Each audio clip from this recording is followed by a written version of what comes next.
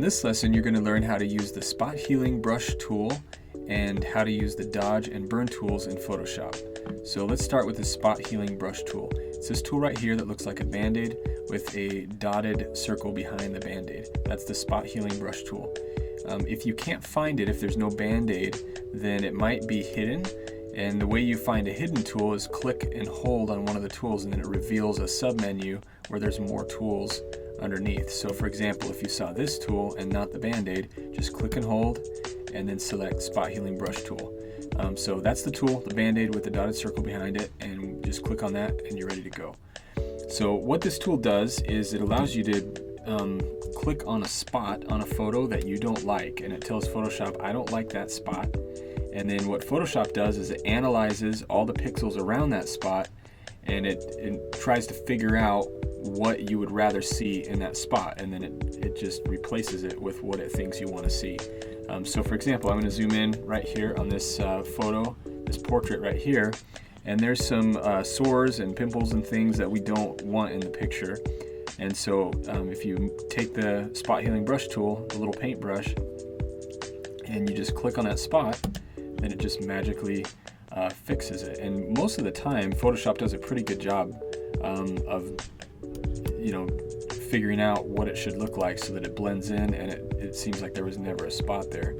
So it works pretty good. But sometimes you get something weird that'll happen, like it'll make a lighter colored circle or something. So you have to pay attention to what you're doing as you're clicking on these blemishes.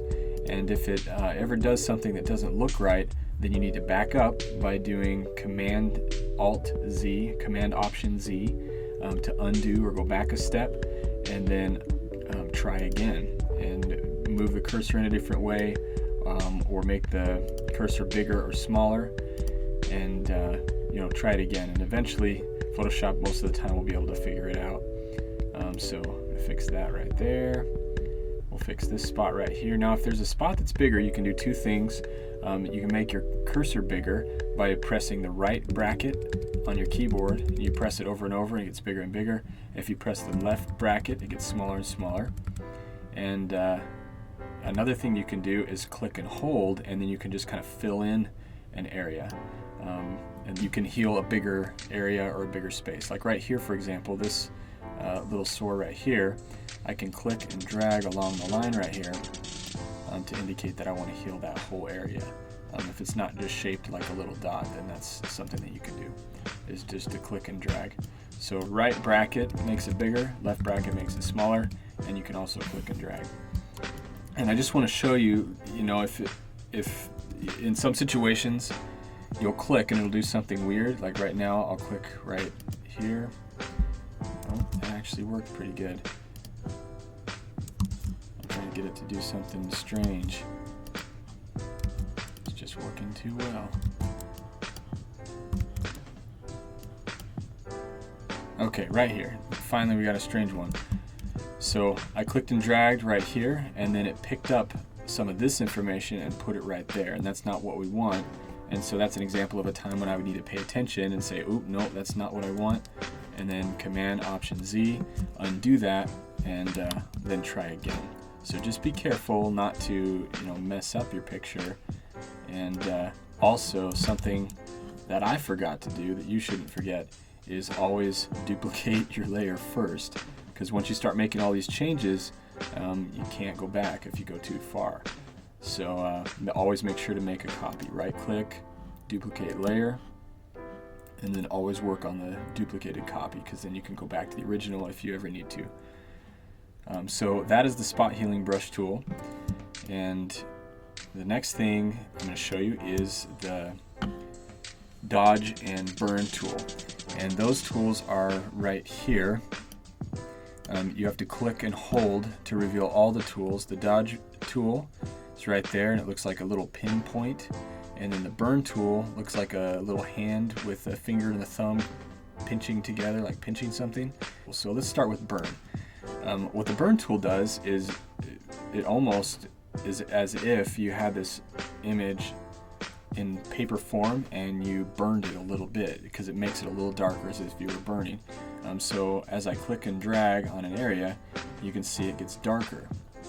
and it's making a burn. And if I keep going again and again and again, it just keeps burning more and more and more. So it looks kind of weird like that, like, you know, like it wouldn't be that useful, but it actually is really useful, but you need to know how to use it. So there's different ranges that you can select. So up here you can see right now the range is set on midtones and the exposure is set to 50%. That's a pretty strong exposure. So I'm going to click this drop down thing here and slide it down to about 10%. And then we'll go ahead and stick with the midtones. That's fine for now. What this means though is you're choosing if you want to affect the dark pixels, the middle value pixels, or the light pixels. The highlights would be the light pixels. So if I said highlights and then I drag this tool over here, anything that's the lightest values is going to get darker. If I choose midtones, then it's going to affect the middle values, and only those will get darker, and the darkest ones will stay the same and the lightest ones will stay the same. If I choose shadows, then it's only going to affect the darkest areas. So if I, try to do this on the forehead, there's no dark pixels there, so not very much is going to change. As I click and drag on here, it's not really doing anything.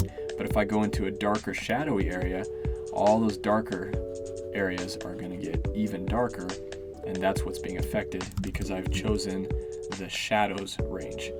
So make sure to choose whatever range it is that you actually want to affect. I'm going to go back to the midtones, and now that our exposure is way down to only 10%, I'm going to show you how you can make just some subtle changes to edit a photo to get a little closer to the effect that you want. For example, we could increase the shadows just underneath her eyes right here. We could increase the shadows and contrast underneath the nose just a little bit.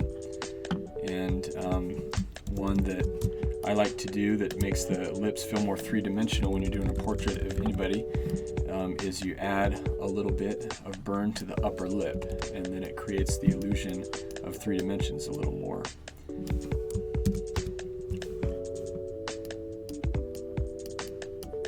So that's what the burn tool does. So now here is the dodge tool. The dodge tool does the same thing, except instead of making things darker, it makes things lighter.